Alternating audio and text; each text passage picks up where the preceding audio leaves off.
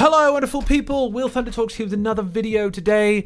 I'm going to have a little rant about some anime hot takes. So I'm a weeb. I've weebed my whole life. I've always been a little weeaboo Jones. Throwback to Filthy Frank. For those who know of his depravity back in the day, probably would be quite cringe in the current context. But at least Filthy Frank is cringe, but he's free. I'm gonna talk about anime because I've been watching the brand new anime. It's not really a brand new anime. It's kind of a light novel.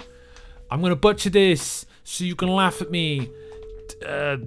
Mushoku Tensei season 3. I'm watching all of Mushoku Tensei, and it's an isekai, right? So if you don't know of the isekai genre of anime, it's I was teleported to another world.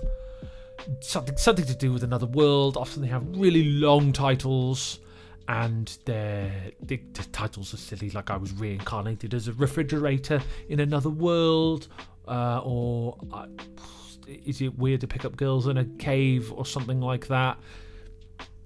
Bizarre names, but they're all based off of like light novels, right? And Mushoku Tensei is a challenging show for me.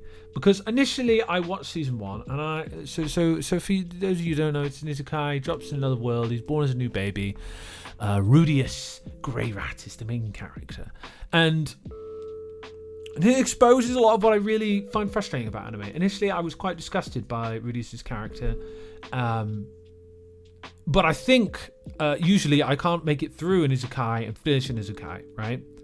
Because it's just it's just too perverted. It's too perverted for me. I used to, as a young weeb, I used to suck up all the perversion and be like, taha, teehee, he touched boobies, ah ha ha, pants, look, lady with big boobies, that's cool, that's hot. But now, as an older weeb, I'm a bit bored of the aggressively large tits. What can I say? I'm a bit bored of it. Which is why I generally don't like the isekai genre. But Mushoku Tensei, in the first season was your typical isekai, okay? It was your typical isekai. Rudius Grey Rat being a pervert, born to Paul Grey Rat. His father and his mother, who I forget the name of, he's got magical powers, he's stronger than people, he can like silent cast magic. I love the high fantasy. I suck up the high fantasy. I like that. It's one of the reasons I get pulled into keep the isekais, because they do the high fantasy thing, and I like high fantasy. It's a bias of mine, even if it's just trash, basic, stupid high fantasy. I still like it. I still watch it. But you got the typical isekai stuff. You got the main character from another world. He's kind of like portrayed as this kind of neat, a Japanese neat. His parents passed away, and he has no social skills, and he's a horrendous pervert, and he does perverted things, and he's oogling people, and he's like pulls off the pants of this other girl, and it's probably isn't that hot take of an anime take, but could we stop it with the lolicons? I know it's a Japan thing. I know in Japan they idolize younger bodies, right? It's a Japanese culture thing, okay? I know the age of consent's a little lower in Japan, but it toes an uncomfortable line for me. It's a hot take that I don't like the sexualization of children and young people, very young people that are like borderline. And yes, you guys know I'm talking about Roxy, and probably Sylphie, both of them. I do think it's an interesting portrayal of polygamy, though. So that's a weird angle here. So this is why this is what grew on me about the show. So to begin with, pervert. Not a huge fan of the lolicon thing. Not a huge fan personally of that. Not gonna condemn those who do that, but clearly there's a market for that out there, right? People clearly like that. But just give me the high fantasy minus the horniness. That's what I would love. I guess what I'm really asking for is like Lord of the Rings here. Just give me like anime Lord of the Rings, minus the boobies, and I'd be happy. Maybe y'all know some animes in the comments that would be that. I really struggle to find anime without horrendous fan service. I would love it if they just reduced the fan service. Basically, the hot take is, can we stop the sexual fan servicing? Can we stop that? Can we stop having extreme breasts and extreme depictions of femininity or feminine ideas?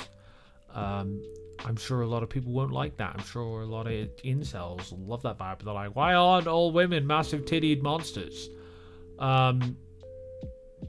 Yeah, I want to watch a show and feel more than horny, personally. Not that it really does a lot for me these days, but this is why it grew on me, Mushoku Tensei, because in the second season, Rudius goes through his whole erectile dysfunction arc. He goes through not being a pervert because he physically can't be a pervert anymore because his wee-wee does not work.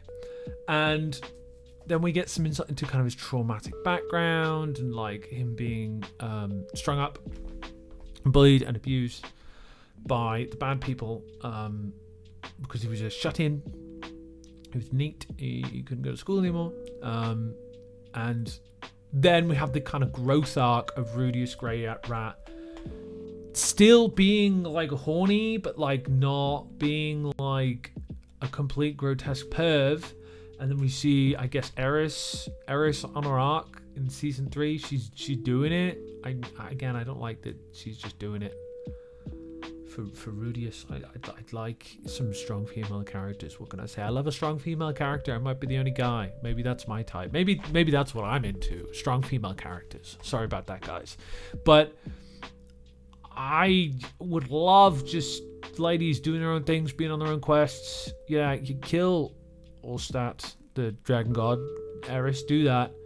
It doesn't have to all be about Rudius, but I mean, I guess he's the main character, so it has to be. But I think the Isekai arc is hopefully somewhat maturing, I guess is what I'm trying to say with Mushoku Tensei.